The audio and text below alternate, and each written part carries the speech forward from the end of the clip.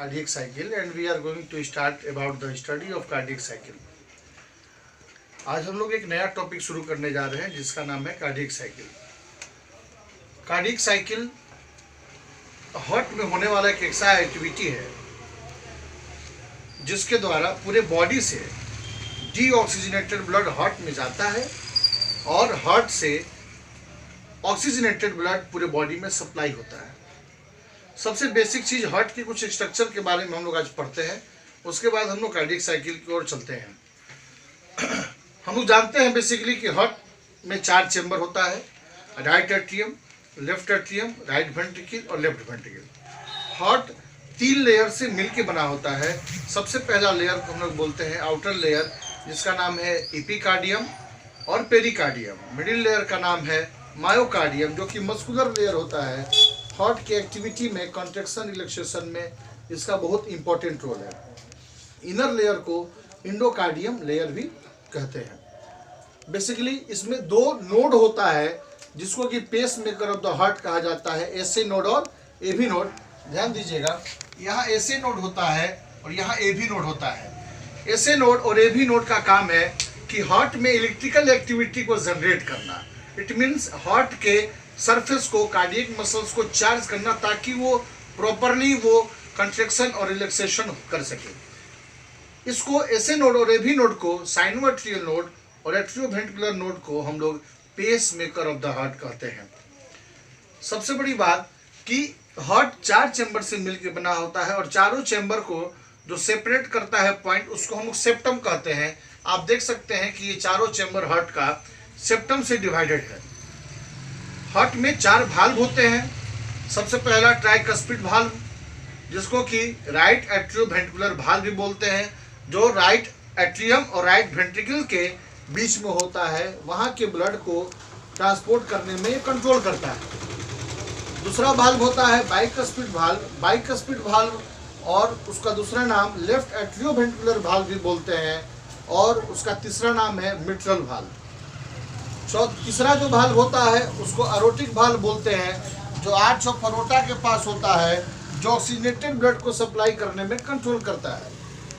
और चौथा भाल्व है पल्मोनरी भाल्व, जो पल्मोनरी वेसल्स के पास होता है, जो कि लंग्स में ऑक्सीजनेशन प्रोसेस के लिए, प्यूरिफिकेशन के लिए वो ब्लड को ट्रांसपोर्ट करने में कंट्रोल करता है.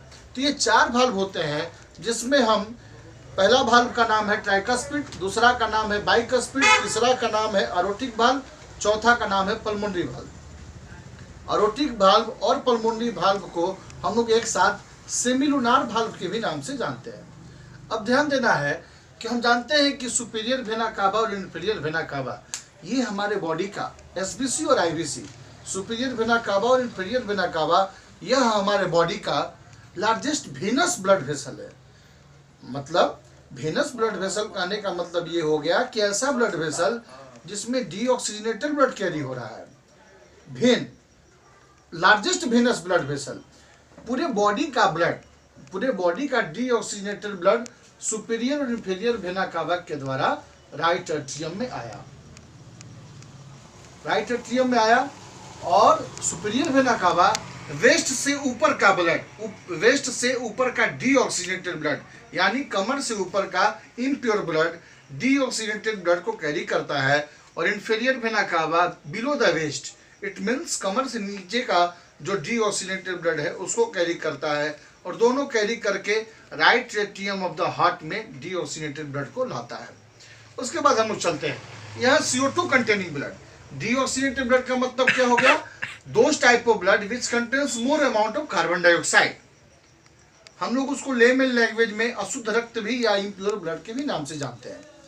जब right atrium of the heart में डीऑक्सीजनेटेड ब्लड आ गया, उसके बाद जब इसमें दोनों एट्रियम है, दोनों वेंट्रिकल है नीचे, जब एट्रियम में कॉन्ट्रैक्शन होगा यानी एट्रियम में जब सिस्टोल होगा, तो एट्रियम में सिस्टोल होने के बाद क्या होगा कि ये भाल्व ओपन हो जाएगा. कौन सा? ट्राइकस्पिड भाल्व ओपन हो जाएगा और उसमें से डीऑक्सीजनेटेड ब्लड सीधा राइट वेंट्रिकल में आ जाएगा. राइट वेंट्रिकल में आएगा कब? When atrial systole develop and ventricular diastole occur, then tricuspid valve open and deoxygenated blood of right atrium enters into the right ventricle through the tricuspid valve. ठीक है। अब tricuspid valve में, tricuspid valve के द्वारा blood आ गया, deoxygenated blood आ गया right ventricle में। अब इसके बाद क्या होता है कि जब वेंट्रिकुलर सिस्टोल होता है, जब वेंट्रिकल्स में सिस्टोल होता है, तब राइट वेंट्रिकल का जो CO2 कंटेनिंग ब्लड था वो सीधा चला जाता है पल्मोनरी वेसल्स के द्वारा लेफ्ट और राइट लंग्स में, लेफ्ट और राइट लंग्स में ब्लड चला गया, डीऑक्सीजनेटेड ब्लड चला गया, और वहां पर ऑक्सीजनेशन की प्रक्रिया होती है, यानी exchange of O2 and CO2 की प्रक्रिया, जो कि हम लोग एक्सटर्नल और इंटरनल रेस्पिरेशन में हमने देखा था कि कैसे exchange of O2 and CO2 होता है लंग एल्वियोलाई और ब्लड वेसल्स के बीच। वहां पर ऑक्सीजनेशन की प्रक्रिया होती है, यानी exchange of O2 and CO2 होगा। यहां से जो कार्बन डाइऑक्साइड वाला ब्लड जा रहा है वो लंग्स एल्वियोलाई उसको कैप्चर कर लेगा, और जो एटमॉस्फेयर से हमने ऑक्सीजनेटेड ब्लड लिया है, ऑक्सीजन जो लिया है, वो हमारे लंग्स एल्वियोलाई के द्वारा ब्लड वेसल्स में चला जाता है। तो वहां प्यूरिफिकेशन होने के बाद सीधा, ये एक्सेप्शन यहाँ पे है, नेचर के द्वारा ह्यूमन बॉडी में बना है कि यही एक ऐसा आर्टरी है, पल्मोनरी आर्टरी, राइट और लेफ्ट पल्मोनरी आर्टरी, यही एक एक्सेप्शन है जिसके द्वारा वेनस ब्लड कैरी होता है। It is the exceptional artery of the human body, ठीक है। उसके बाद प्यूरिफिकेशन होने के बाद पल्मोनरी वेन के द्वारा ऑक्सीजनेटेड ब्लड आया लेफ्ट एट्रियम में।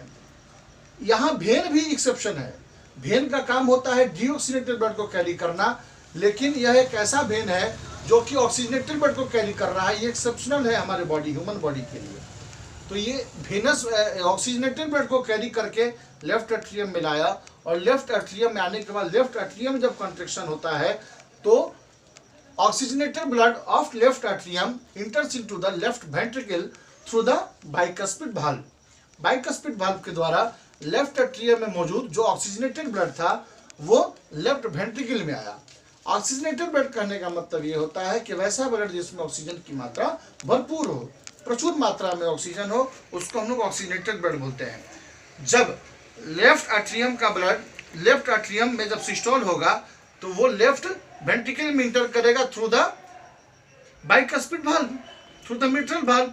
अब जब इसमें आ गया, लेफ्ट वेंट्रिकल में आ गया, और फिर अगेन जब लेफ्ट वेंट्रिकल कॉन्ट्रैक्ट होगा तो आर्च ऑफ परोटा के द्वारा पूरे बॉडी में ऑक्सीजनेटेड ब्लड सप्लाई होगा, पूरे बॉडी में ऑक्सीजनेटेड ब्लड सप्लाई होगा, और उसके द्वारा आर्टरी के द्वारा हमारे पूरे होल बॉडी में हर सेल में ब्लड पहुंचता है ऑक्सीजनेटेड, जो हमारे सेल के लिए बहुत जरूरी है। ये साइकिल, कार्डियक साइकिल, ये कंप्लीट 0.8 सेकेंड में होता है। इसमें अलग अलग फेजेस हैं, अलग अलग इसमें पॉइंट्स है। इसमें यही ध्यान देना होता है कि कहाँ आर्टेरियल सिस्टोल, कहाँ वेंट्रिकुलर डायस्टोल हो रहा है। यही इसको डिफिनीशन के तौर पे अगर हम लोग पढ़ें कार्डियक साइकिल को, तो it is the cyclic event which occurs in the different chambers of heart from one beat to another. एक बीट से दूसरे बीट के बीच में जो हमारे हार्ट के चैम्बर में जो एक्टिविटी हो रहा है, जो चेंजेस डेवलप हो रहा है, those changes are called the cardiac cycle, and it is the very vital part of the cardiology and the cardiovascular system. आज के टॉपिक में हम लोगों ने कार्डियक साइकिल के बारे में नॉर्मल डिस्कशन किया। नेक्स्ट टॉपिक हम लोग नेक्स्ट वीडियो में देखेंगे। Thank you.